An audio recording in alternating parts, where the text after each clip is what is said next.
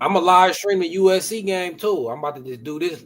I'm gonna do this live until the USC game come on. Then we're gonna live stream the USC game.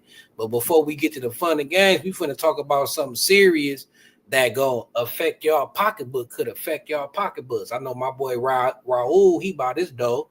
I know JA, he bought his money. So we finna talk about. I'm gonna start this video off with some money talk in a minute. What's up, JA?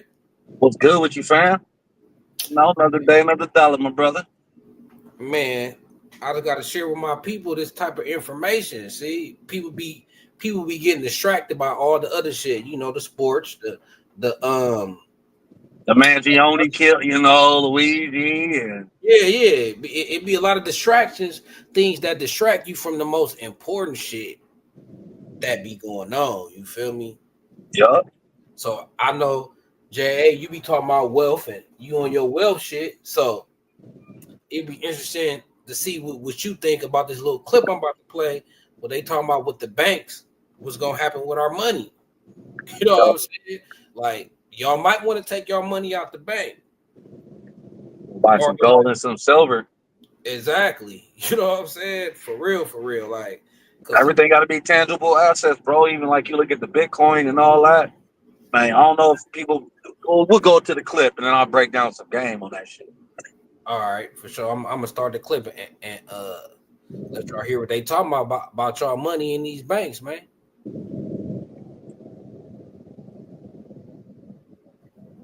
Seem to show signs of the system knows that there's strains happening. There's breaks, and they are trying to cover it up as much as they can because, of course, this looks like them not wanting bank runs. This looks like them preparing for not just bailouts, but bail-ins, which we've talked about many times before. A lot of people are worried about a global recession, and I've said that.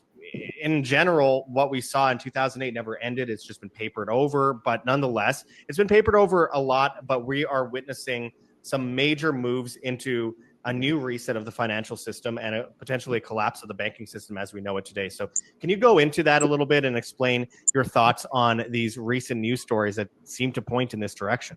Well, I think it's all coming together, and they're clearly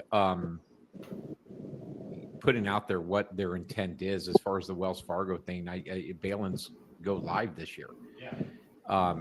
Are they going to happen? Yeah, I'm sure they're going to happen to some. And so we're getting people comfortable with the banking system by broadcasting the FDIC. But when the bail-ins come, I mean, I don't think anything of this is going to matter. And then you got the Bank of England that's just not going to divulge to us, who they're giving money to. So none of these things are good. There should be some transparency going on. And what I see a drain of liquidity, which is going to collapse the margin of what banks are holding. I think people are going to start wanting to pull cash out of the bank, but they're not going to have liquidity because the Federal Reserve has reduced their emergency fund for the banks by nearly 50%. Did a similar thing in 2020, and we saw what that brought on. Right. Brought on the lockdowns with COVID and not enough liquidity, which forced the stimulus check. So this all comes together. Everything's just compartmentalized to the banking system, to the digital ID, to the CBDC. And it all ties back to how precious metal is there to serve its purpose. It's the actual money. It's not the accounting of the actual money. And there is going to be purpose for gold and silver at much higher evaluations, or else why would the BIS make gold a tier 1 asset and front run, or give signal to all the central banks of the world, get on the right side? Like, there's a timeline where this comes to an end. Now they're broadcasting it to us, if you know where to look. That's what those headlines tell me. That's what those articles tell me. Well, and actually something that you mentioned there, Mark, just made me remember the idea that a lot of the banks that will be going down are likely to be some of the banks that have been spoofing the gold market for so long and trying to keep gold artificially low. So that's another thing. It's like a two-tier thing here. We're killing multiple birds with one stone. You have a bank that manipulates a price. When that goes down, the price of gold likely could go much higher. Just obviously not just out of the emergency of the situation. Manipulates a price. When that goes down, the price of gold likely could go much higher. Just obviously not just out of the emergency of the situation, but because the bank isn't there to put fake gold on the market in digits on a computer. And also on top of that, the wealth insurance side of that. So that is something that I find to be really big going forward. But can you, just for those out there, because we've talked about the FDIC before and how the FDIC is clearly underfunded, and obviously that's a huge issue. It's more than underfunded. It's almost entirely not funded. But on top of that, we also have the issue of bail-in regimes. Now, we've talked about it before. Can you just explain again, for those that might not have heard, what the issue with bail-in regimes are? Because we've been talking about it at WHAM for about 15 years or 10 years now. But I also understand that we get a lot of new people in that might be interested in what this really means for them. Yeah. So more to the point, you want me to explain like the structure. And okay. So in every country in the world, the U.S. completed its process in 2015 through legislation of Dodd-Frank, initiated with FATCA. But essentially what they've done is the global banking system has restructured the legal framework of what your funds are. Your funds used to be a deposit to the bank, which of course they would lend out, and they never had enough through fractional reserve. So you're really giving up your funds to them. But they changed the terminology from depositor to creditor. Creditor is someone who's given a loan. So essentially, every time you have direct deposit, or you put money in the ATM, whatever the case is, you put your check in, anything that goes into the banking system is no longer a deposit. It is a credit. You're giving the bank a loan. As we know, especially over the last couple of decades, that not all creditors or those who give loan get actually paid back. Some people get stiff. So you agree to any account just through your participation to a term called the debt to equity conversion. It's a business term, simply that if a institution that you lend money to, a corporation, LLC, doesn't matter what it is, you lend money to them, they cannot pay you back. You're suffering a total loss. The only way to recoup anything is to take the equal amount of shares and ownership of that company. So if you have $1 million in the bank, not many people have that anymore, but some still do, or even if you have $10,000, even outside of FDIC, it gives the bank the full authority to convert all that capital into shares, right? So you got $1 million, you go to bed on a Friday, you got $1 million in your account. And then on Monday morning, the bank gets bailed out over the weekend. You hear about it, you log on to your bank. Theoretically, what you're going to see is you're going to see shares for the bank. You're going to see a zero balance in your account.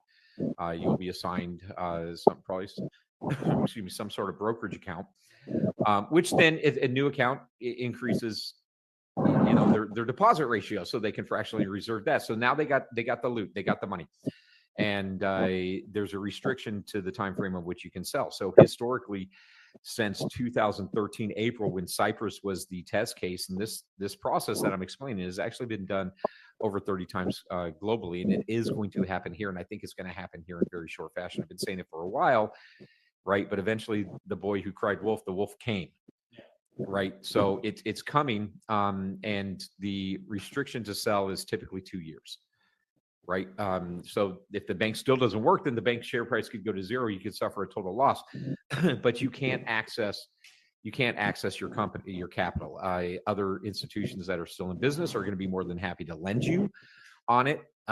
Or, we just go to the central bank digital system and you're issued some sort of credit or financial endowment from the government, which to get you through. That means total financial technocratic enslavement. So that is the absolute worst thing that can happen. But that's exactly what I believe is being planned before our eyes right now, is to basically say, and it's gone, and the FDIC cannot insure it. And here you are. Here's a digital currency with a digital ID that, of course, we're giving to you because we feel for you. We want to take care of you. And of course, with that, here is some credits. And if you don't go along with the government narrative, with the financial narrative, with the media's narrative, then, well, you don't get the credits and, well, you can't get your Soylent Green food rations, which sounds dramatic, but it's exactly what the World Economic Forum says they want to do.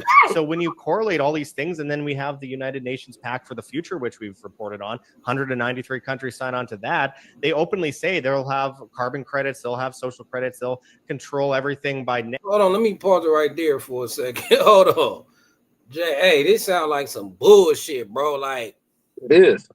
Hey, first of all, he said that they moving gold. That's enough. It's tier 1. Like, they already transitioned to gold to be the dollar. It's gonna be replacing the dollar in the meantime. You feel me?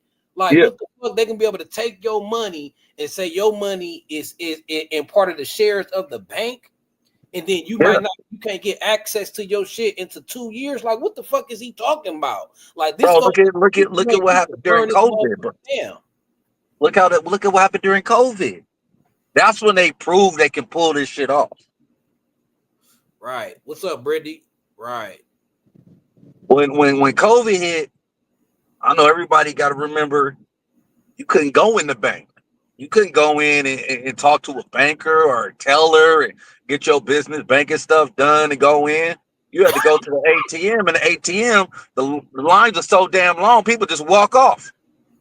Right. 100 people on the line. Don't let it be the first of the month or the end of the month. You can't even go in and pull out your own damn cash. And even you could go in and pull out your cash, but where are you gonna spend it? Stores are shut down, everything's shut down. Right. That was the first. See, dude, that's why I'm in the transfer of spending, bro. So how that works is you go get a credit card, right? You pay everything with your credit card. You keep your money in your pocket. Right. So if you pay with the credit card, you're gonna get all the rewards points on it, right? Mm-hmm. So let's say you can figure out whether you have rent, mortgage, whatever, car note, you got light bill, cell phone bill, all that I'm paying with a credit card. So I get my check, or you get a check, you get your cash, whatever, however you get your money, and then you just pay all your bills with your credit card. You don't pay it with no debit card. You don't use no fucking bank. Right. And then let's say I don't know, let's say your rent, whatever it may be, $1,500, $2,000. You pay that with your credit card every month. Well, you get rewards points back on all that. Right. So you transfer the spending. So technically they're paying you to use their credit card. Right. Let's say you do it for a whole year. You might have 1 or 2 months rent free with all the rewards points you collect. Right. You know what I mean? And you're keeping your money out the bank. Exactly. Go buy tangible assets. Exactly. So that's what they're doing. I ain't even going. That's what they're doing, though, to us. Exactly. So I ain't even finna even super preach to y'all. Like, get y'all money out the bank, invest in some other form of currency. They say gold is gonna be tier 1. For sure. Right. They planning on these collapse. They already been running like mock scenarios with like people waking up, their money disappearing. They like, hold on, you know what I'm saying? Like, I already seen certain banks. See, it ain't been global yet. It has been certain banks, like a certain bank in a certain city, like all its customers wake up and the money gone type shit. No, bro, Bank of America and Wells Fargo have done it this year. Bank of America just did it. Yeah. So it's like they already running mock situations. Right. So, like how you gonna feel when you got 50 grand, 20 grand? I don't care if it's like $1,500. And you got something to do that day, you got stuff you gotta pay for. Money, your account say 0. It ain't like nobody ran off with your debit card and spent it. No, the bank showed everything 0. They transferred all that money over. They got a whole day of spending. Imagine if they did that to, let's say they got 1 million customers. That's probably like, let's say they did it to 500,000 of those customers. That's gonna be like $1 billion they could play with that day. They using your money. They gonna flip it. They gonna flip it and give it right back to you. Oh yeah, no, sorry. But the FDIC, that's an insurance company. But that's the most wackest insurance company in the world. Like, we see how the insurance dude just got knocked off. Them insurance companies full of shit. Right. So just like how they doing it when they doing these little mock runs. They just doing that to see how people gonna react. Yep. People didn't react strong enough when they got their money. They supposed to be burning shit down. Right. See, all people gonna do is like, okay, when we did this, all they really did was complain and shit. Nobody really did nothing.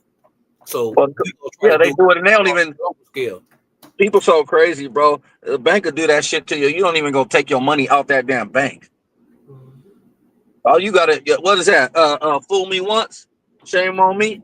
Means fool me once, shame on you. Fool me twice, shame on me. Yeah. All it takes is one time. For real.